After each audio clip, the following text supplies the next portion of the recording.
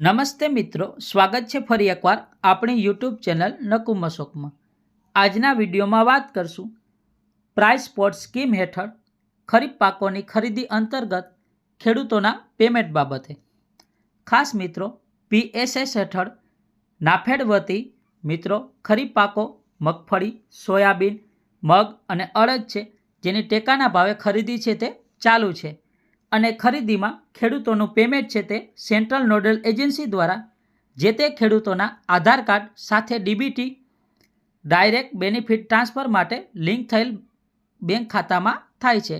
એટલે કે મિત્રો, જે આ ટેકાના ભાવે ખરીદી થઈ હોય છે, એટલે કે મિત્રો ખેડૂતો દ્વારા પોતાની મગફળીનું વેચાણ થાય, જેની નાણાં પોતાની રકમ છે તે ડાયરેક્ટ ખેડૂતના ખાતાની અંદર જ રકમ જમા તે થતી હોય છે। અને હાલ મિત્રો ખેડૂતોના ખાતાની અંદર પેમેન્ટ છે તે શરૂ થઈ ગયું છે, રકમ જમા પણ થઈ ગઈ છે અને ઘણા ખેડૂતોનું પેમેન્ટ છે તે રિટર્ન આવે છે, એટલે કે જમા થવાની અંદર વિલંબ આવે છે। જેનું કોઈ મુખ્ય કારણ હોય તો જે તે ખેડૂતનું બેંક ખાતું છે તે આધાર કાર્ડથી NPCI national payment corporation of India ઉપર ડીબીટી માટે લિંક થયેલું નથી, તેના કારણે ખેડૂતનું પેમેન્ટ રિટર્ન છે તે આવે છે। આ સદર કારણથી જે ખેડૂતનું પેમેન્ટ છે તે રિટર્ન આવેલું હોય તેવા ખેડૂતોનો જે તે ખરીદ કરનાર સંસ્થાએ સંપર્ક કરી જે બેંકમાં ખાતું હોય ત્યાં બેંકની પાસબુક, ચેકબુક તથા આધાર કાર્ડની કોપી લઈ રૂબરૂ જઈ બેંક ખાતાને આધાર કાર્ડથી ડીબીટી માટે લિંક કરવાની પ્રક્રિયા જાણ કરવામાં રહેશે।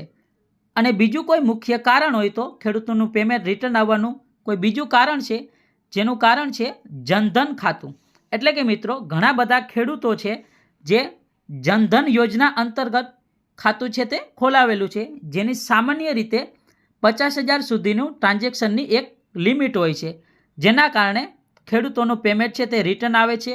આવા સદર કિસ્સાની અંદર આ જે ટ્રાન્ઝેક્શનની જે લિમિટ હોય એ લિમિટ છે તે બેંકની અંદર જઈને દૂર કરવી પડે, અથવા તો મિત્રો બેંક ખાતામાં આવી લિમિટ ના હોય તે બેંક ખાતાની ઉપર જણાવ્યા મુજબ ડીબીટી માટે લિંક કરવું તે જરૂરી રહેશે। એટલે કે મિત્રો જનધન ખાતા અંતર્ગત જો ખેડૂત મિત્રોનું ખાતું હોય તો આ જનધન ખાતાની અંદર 50,000 રૂપિયા સુધીની એક લિમિટ હોય છે, એટલે કે મિત્રો એ લિમિટ છે તે દૂર કરવી રહેશે, અથવા તો જે લિમિટ ના હોય તે ખાતું હોવું તે જરૂરી રહેશે। ખાસ મિત્રો, વધુ ટેકાના ભાવે વેચાણ કરેલ પાકના નાણાં મેળવવા માટે દરેક ખેડૂતનું બેંક ખાતું આધાર કાર્ડથી ડાયરેક્ટ એટલે કે મિત્રો ડીબીટી માટે લિંક થયેલું હોવું તે ફરજિયાત છે। એટલે કે સીધું જ ખેડૂતના ખાતાની અંદર રકમ છે તે જમા થઈ શકે છે। જો મિત્રો આ વિડીયો સારો લાગ્યો હોય તો લાઈક કરજો, શેર કરજો અને ચેનલને સબસ્ક્રાઈબ ના કરી હોય તો સબસ્ક્રાઈબ કરવાનું પણ ભૂલતા નહીં। ધન્યવાદ।